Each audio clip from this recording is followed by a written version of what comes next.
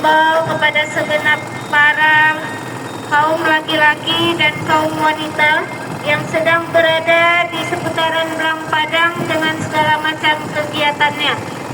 Kita Aceh, daerah yang bersyariat Islam, kembali kami menghimbau Anda semua, khususnya yang di hari ini berbusana belum menutup aurat. Yang lelaki masih menampakkan paha dan masih bercelana yang pendek, dan yang wanita masih bercelana ketat, berbaju pendek, masih menampakkan lekuk-lekuk tubuh.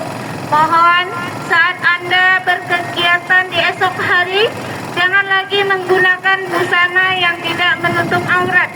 Yang lelaki mohon pakailah legging untuk menutupi celana pendek Anda, hingga paha Anda tidak nampak kepada khalayak ramai.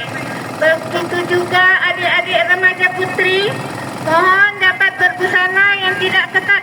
Jangan menggunakan celana legging saat Anda berolahraga atau berjalan-jalan sore. Ini Aceh, daerah yang bersyariat Islam. Mari kita sama-sama mendukung dan mohon perhatiannya untuk busana Anda saat Anda sudah berada di luar rumah. Waalaikumsalam.